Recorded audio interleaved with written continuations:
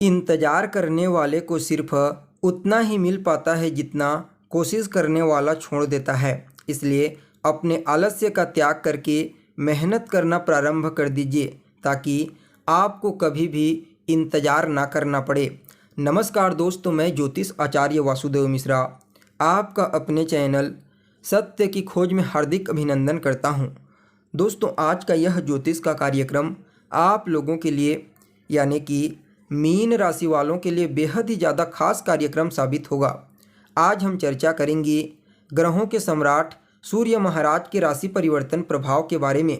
जी हाँ, 15 जनवरी 2024 की प्रातः लगभग 3:05 के आसपास भुवन भास्कर सूर्य अपनी वर्तमान अग्नि तत्वीय राशि धनु राशि को छोड़ करके अपने शत्रु शनिदेव की साधारण राशि मकर राशि में प्रवेश करने के लिए जा रहे हैं, जहां पर वह 13 फरवरी 2024 तक गोचर करेंगे। फिर उसके पश्चात राशि परिवर्तन करके कुंभ राशि में प्रवेश कर जाएंगे।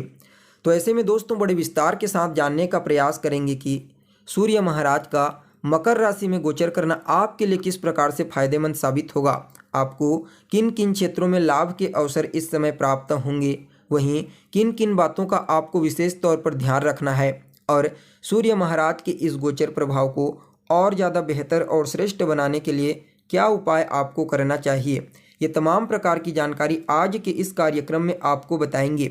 इसलिए कार्यक्रम को बिना मिस किए अंत तक देखने का प्रयास कीजिए। और अगर आप अपनी जन्म कुंडली पर हमसे परामर्श लेना चाहते हैं तो वीडियो के अंदर और डिस्क्रिप्शन बॉक्स में आपको व्हाट्सएप नंबर मिल जाएगा, जहां से आप व्हाट्सएप करके अपनी जन्म कुंडली का विस्तार पूर्वक अध्ययन करवा सकते हैं। वैसे तो सूर्यदेव को मूल रूप से हमारी आत्मा का कारक ग्रह कहा जाता है, लेकिन दोस्तों सूर्य महाराज हमारी आत्मा के कारक ग्रह होने के साथ साथ हमारे जीवन में मान सम्मान, पद प्रतिष्ठा, नौकरी चाकरी, प्रमोशन, सफलता, समाधान, इन चीज़ों का भी प्रतिनिधित्व करते हैं। इसलिए इनका गोचर बेहद ही महत्वपूर्ण बन जाता है। जी हाँ, जब भुवन भास्कर सूर्य जन्म कुंडली में बलवान होते हैं तो जातक को उसके जीवन के हर क्षेत्र में विशेष सफलता की प्राप्ति होती है। जातक अपने जीवन में अपने पुरुषार्थ, अपने मेहनत और अपने भाग्य के दम पर सभी प्रकार की सुख सुविधाओं को हासिल कर लेता है। जी हाँ, उसे समाज में मान सम्मान, पद प्रतिष्ठा और प्रसिद्धि की प्राप्ति होती है। ऐसे लोगों का व्यक्तित्व बिल्कुल सूर्य के समान प्रकाशवान होता है, चारों तरफ से उन्हें ख्याति की प्राप्ति होती है। ठीक इसके विपरीत जब सूर्यदेव कमजोर हो जाते हैं, पीड़ित हो जाते हैं, तो सबसे पहले तो जातक के जीवन को अंधकारमय बना देते हैं। जी हाँ, व्यक्ति को उसके जीवन में समस्याओं का समाधान दिखाई नहीं देता। व्यक्ति मेहनत तो बहुत करता है, लेकिन किसी भी फील्ड में उसे कोई विशेष सफलता की प्राप्ति नहीं हो पाती, ना ही मान सम्मान और पद प्रतिष्ठा की प्राप्ति हो पाती है। इसके अलावा सूर्य महाराज के पीड़ित होने से हड्डियों से संबंधित समस्या और कहीं ना कहीं पिता के साथ तालमेल में कमजोरी, नेत्रजन्य पीड़ा, शासन प्रशासन से हानि, आभा मंडल में कमजोरी, ऐसी चीज़ें देखने को मिलती है।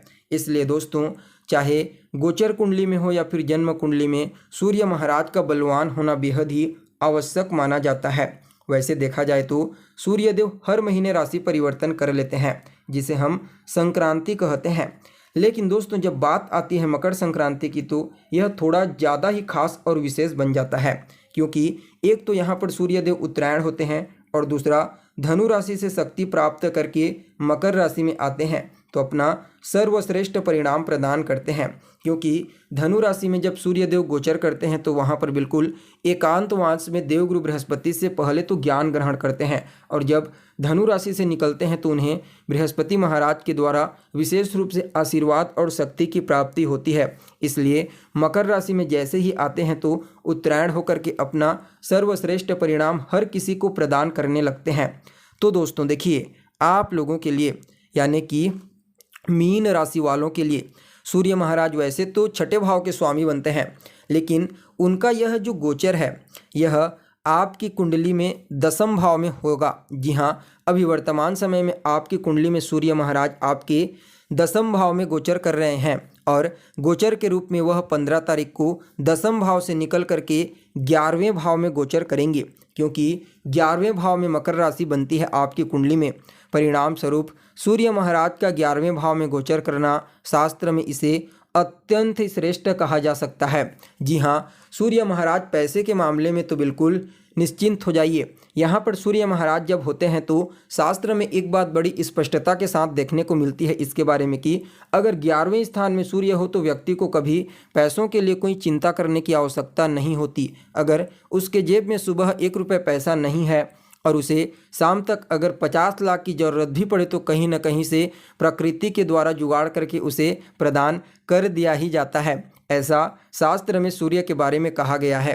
तो अब आप समझ ही सकते हैं कि सूर्य महाराज का 11वें स्थान में गोचर करना कितना बेहतर होगा आपके लिए, क्योंकि यह सिर्फ आपके लिए बेहतर साबित होगा, क्योंकि सूर्य देव आपके 11वें स्थान में उत्तरायण होकर के देवगुरु बृहस्पति से आशीर्वाद और शक्ति प्राप्त करके गोचर करेंगे। तो बाकी अन्य 11 राशियों की तुलना में यहाँ पर सूर्य देव आपके लिए अत्यंत ही श्रेष्ठ साबित होंगे लाभ के मामले में।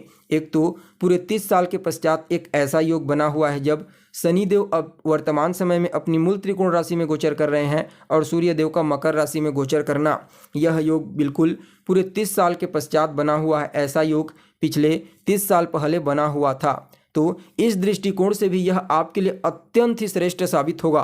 तो सबसे पहले तो आपके जीवन में लाभ के सभी रास्तों को खोल देंगे। जी हाँ, आपके जीवन में जो कार्य अभी आप वर्तमान समय में कर रहे हैं, समझ जाइए उस कार्य में आपको ज़बरदस्त धन की प्राप्ति तो होगी ही होगी। साथ ही साथ देखा जाए तो उस कार्य के अलावा आपको कुछ नए सोर्स के द्वारा भी धन की प्राप्ति इस समय होने वाली है। आप समझ लीजिए सूर्य महाराज आपको 1 नहीं 2 नहीं बल्कि पूरे चारों दिशाओं से धन की प्राप्ति करवाएंगे, लाभ की प्राप्ति करवाएंगे। हर प्रकार से आपको लाभ मिलेगी, चाहे आपके पारिवारिक जीवन के क्षेत्र से हो, सामाजिक जीवन के क्षेत्र से हो, शासन प्रशासन सत्ता, सब तरफ से आपको इस समय सूर्य की कृपा से लाभ की प्राप्ति होगी। जो जातक सरकार के साथ जुड़ करके कार्य करते हैं, सरकारी नौकरी करते हैं, गवर्नमेंट जॉब, उनके लिए तो कहना ही नहीं, उन्हें हर प्रकार से सूर्य की कृपा प्राप्त होगी।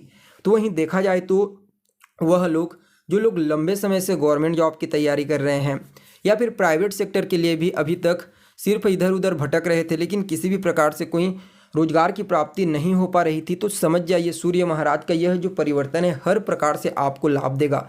क्योंकि सूर्य देव सफलता के कारक होते हैं, तो निश्चित तौर पर लाभ भाव में बैठेंगे तो सफलता के रूप में आपको लाभ देंगे। तो जिस भी फील्ड में आप मेहनत कर रहे हैं, समझ जाइए यह जो 30 दिन का समय है आपके लिए सफलता के दृष्टिकोण से किसी स्वर्णिम काल से कम साबित नहीं होगा। जी हाँ, सूर्य महाराज इस समय आपको सफलता के रूप में लाभ प्रदान करेंगे। कहीं ना कहीं 11वां स्थान आपके बड़े भाई बहनों का होता है रिश्तों में। परिणाम स्वरूप आपके बड़े भाई बहनों के साथ आपके तालमेल बेहतर होंगे, उनका सहयोग आपको प्राप्त होगा और उन्हें भी इस समय सूर्य महाराज की कृपा से अपने करियर के क्षेत्र में विशेष तौर पर सफलता की प्राप्ति होगी। उन्हें भी अपने जीवन में इस समय सफल होने से कोई नहीं रोक सकता। अभी तक जितने भी तत्व बाधक बन रही थी वे सभी बाधाएं दूर हो जाएंगी। कहीं ना कहीं 11वां स्थान कुंडली के छठे से छठा होता है। परिणाम स्वरूप इस समय रोग से रोग, ऋण से ऋण, शत्रु से शत्रु, तो इन तीनों चीज़ों का सफाया कर देंगे। जी हाँ, इस समय रोग, ऋण, शत्रु, ये तीनों चीज़ें आपके ऊपर नहीं बल्कि आप इनके ऊपर हावी रहोगे। पहले तो कोई रोग है, अगर आपको कोई समस्या, तो समझ जाइए काफ़ी हद तक उससे आपको राहत मिलेगी। आपका कोई शत्रु है तो वह आपका बाल बाका नहीं कर पाएगा। इस समय आपके प्रभाव से आपके सामने पस्त हो जाएगा। अगर आपने कोई कर्जा लिया हुआ है, कोई लोन, तो समझ जाइए सूर्यदेव उस लोन को चुकाने के लिए आपको कुछ नए सोर्स प्रदान करेंगे। लाभ के बारे में तो कहा जा चुका है, तो फिर कहना ही नहीं। और प्रतियोगी परीक्षाओं के लिए भी एकदम परफेक्ट है। आपकी जो कॉम्पिटिटर हैं, चाहे किसी भी फील्ड में क्यों ना हो, समझ जाइए इस समय आपके जितने भी बड़े बड़े कॉम्पिटिटर हैं उन सभी को आप पस्त करते हुए आगे बढ़ोगे और आपको सफलता की प्राप्ति होगी।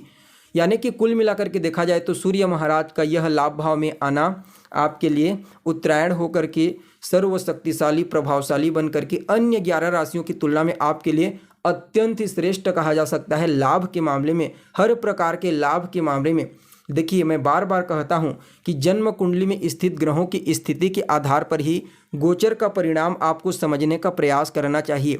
अगर आपकी कुंडली में ग्रहों की स्थिति बिल्कुल खराब है, कई प्रकार के दुर्योग बने हुए हैं और वह देखा जाए तो वर्तमान समय में किसी खराब ग्रह की दशा अंतर्दशा चल रही है, तो आप स्वयं विचार करके देखिए कि दशा में वह ग्रह चाहे कितना भी बेहतर क्यों न हो जाए, क्या आपको श्रेष्ठ परिणाम दे पाएगा? बिल्कुल भी नहीं। इसलिए इस बात का विशेष तौर पर ध्यान रखिए। हालांकि यह गोचर हर किसी के लिए काफ़ी बेहतर है, इसका लाभ उठाइए। इस गोचर को और बेहतर बनाने के लिए रोजाना आदित्य हृदय स्तोत्र का पाठ करें। साथ ही साथ आपको रविवार के दिन मजदूरों की मदद करनी है। और क्या करना है आपको? तो आपको सूर्य देव को जल देने वाले लोटे में एक लाल रंग का पुष्प डाल करके उन्हें अर्घ्य प्रदान करना है। आपके लिए अत्यंत ही श्रेष्ठ साबित होगा यह गोचर। तो दोस्तों, कैसी लगी आपको जानकारी? कमेंट करके बताइए। फिर मिलते हैं एक नए और ताज़ा एपिसोड में। तब तक के लिए नमस्कार।